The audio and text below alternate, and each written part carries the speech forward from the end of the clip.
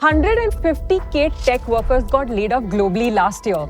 Many NRIs are asking, should I just move back to India and start something? You've seen the headlines. The Bansals of Flipkart, Kamath Brothers of Zerodha, Zomato, all those IPOs, and the smiling faces getting VC funding of $50 million. It looks exciting from the outside, but here's what nobody tells you. 90% of Indian startups fail within 5 years. Over 5,000 shut down just in 2024. So should you do it? In this video, I'm breaking down the brutal reality. Why VCs will ghost you 200 times. Why your team won't grind like you expect. Why you need to be physically present for anything to get done. And why some Indian founders are actually doing the opposite, leaving India specifically for Silicon Valley. Whether you're thinking about starting up or just exploring what's next, this is your reality check. I'm Nupur. I'm proud to be a part of Zerodha's Zero One network, where I bring NRI guidance to you via this channel, NRI Diaries. Make sure you subscribe. It helps me reach more NRIs navigating these big decisions. Many NRIs are caught in what I call entrepreneurship porn, fantasizing about being successful while underestimating the hustle, the heartbreak, and the challenges that come with this path. The Indian startup ecosystem looks incredible from the outside. IPOs of famous companies, unicorns are minted, funding is flowing. So I interviewed NRI VCs and NRI founders who've done this to tell you what's actually happening on the ground. And what I found is the exact opposite of what you'd expect. Let me show you. Here's information that completely flips this conversation. There's a massive counter movement happening right now. Early stage Indian founders are flooding into the US on O1 talent visas to stay. Why?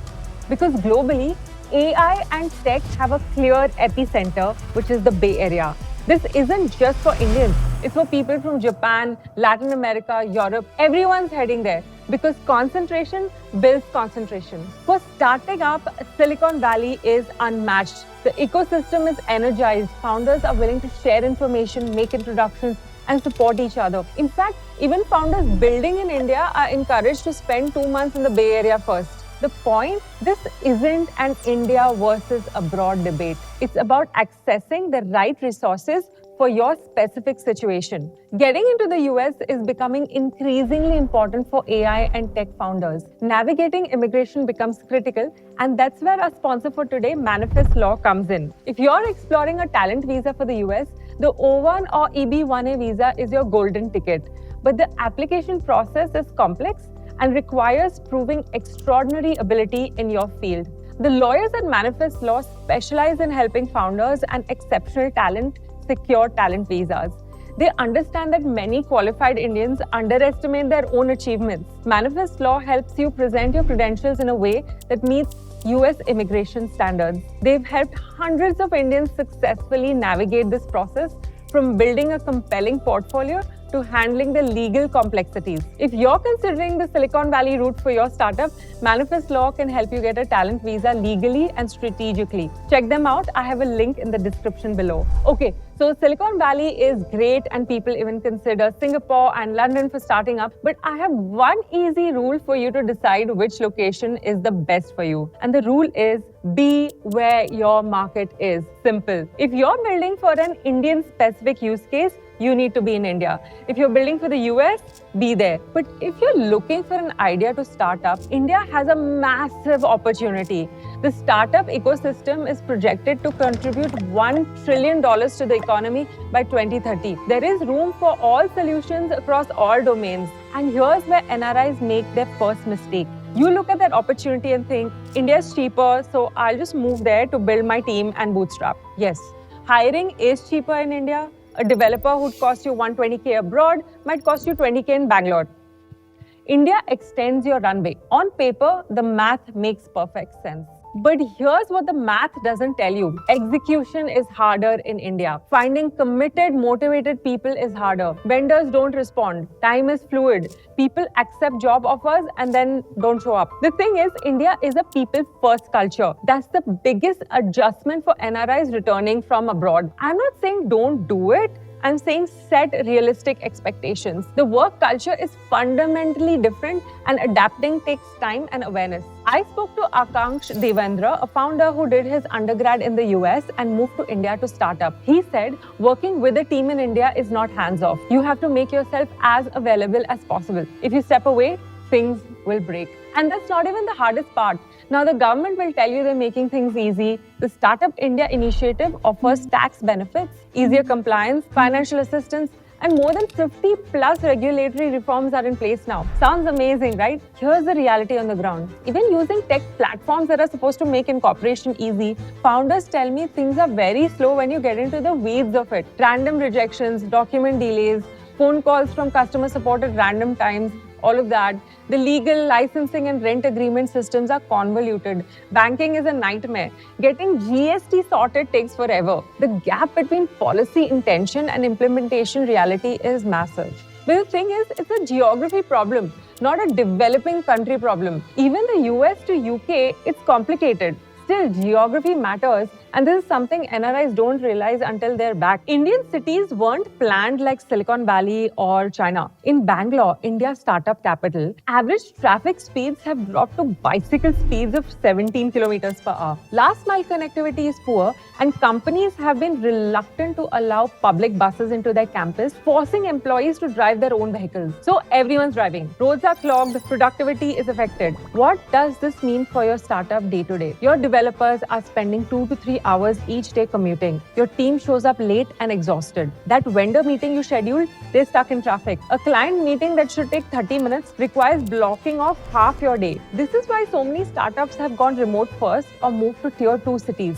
I'm not saying don't build in India. I'm saying that you will be building in spite of infrastructure, not because of it. For NRIs with families, do not immediately uproot your families and move to India just because you want to do a startup. Start where you are. Build your initial product. Once you have traction, open an office in India, then spend a few weeks there every couple of months. Transition gradually, not all at once. If your only reason for moving to India is I can only afford to start a company if I hire in India, then you're not ready to start a company. You're just trying to make a bad financial situation work by changing locations. Every single founder I interviewed emphasized this. Build your product first, a full-fledged prototype. Don't just pitch an idea. The VC ecosystem in India especially needs you to have a working prototype. Get a few users, earn some money, then go find VCs. In the US, you might raise pre-product. In India, forget it. And now the part that breaks most NRI founders, raising money in India. The numbers are going to shock you. In the US, you might reach out to 25 VCs to close 5. In India, you're reaching out to 250 to close maybe 1 or 2. Yes, you heard that right, 250. There are rumors about VCs being mean and arrogant. One founder mentioned he talks only to VC seniors or partner levels and avoids junior VC analysts, many of whom use founders to build their thesis, then ghost them completely. One founder called out a very famous VC firm, which I will not name, saying their US team is great, the India team is notorious for ghosting. Why does this happen? I spoke to Vineet Bansali, a VC and angel investor, who says the Bay Area is a seller's market. Too many VCs going after hot deals. India is a buyer's market. The average angel investor is being bombarded by a lot of people.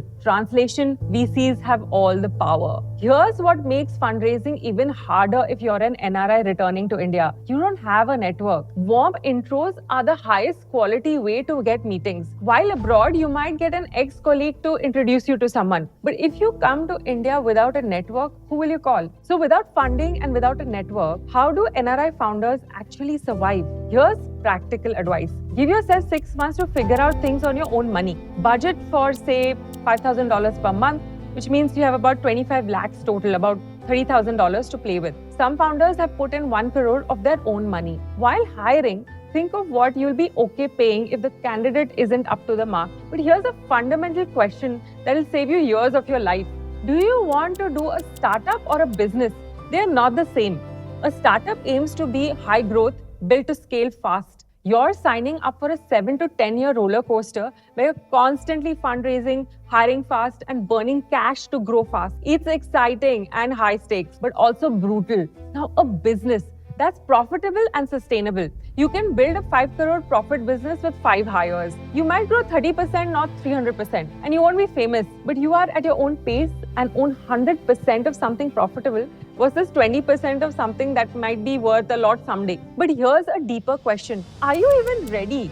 Or are you just fantasizing about change? Do you want to feel important? Because here's what I've seen with hundreds of NRIs. They're not actually excited about a specific problem they're dying to solve. They're excited about escaping their current situation because visa feels like a prison. The job is boring. They want the fulfillment they see other founders have. That is entrepreneurship porn. Want to know if you're ready? Here's one brutal test, and most people fail. Vineet gives $1 million answer. The idea of the startup should be so painfully obvious to you that you can't stop thinking of it. Solve something that genuinely bothers you. Otherwise, starting up in India won't make you happy. You'll just be miserable in a different country. Founders are broken daily. Clients ditch you. Co-founders quit. Team isn't delivering. Your bank account hits zero. That's what you're signing up for. If that doesn't sound like something you can handle, don't do it. There's no shame in staying in your comfortable corporate job. Here is the ultimate framework for NRIs to start up in India. You have a clear India-specific use case. You're willing to be physically present. You have 6+ months of runway, financially and mentally. The question isn't should NRI start up in India. The question is, am I the right type of person with the right problem, with the right network, ready for the grind to make this work? So do you want to start up in India? Drop your comments below. Read my book Back Home or The Unsettled NRI for more information on decision making. Until next time, stay brutally honest with yourselves. You will thank me later. Bye.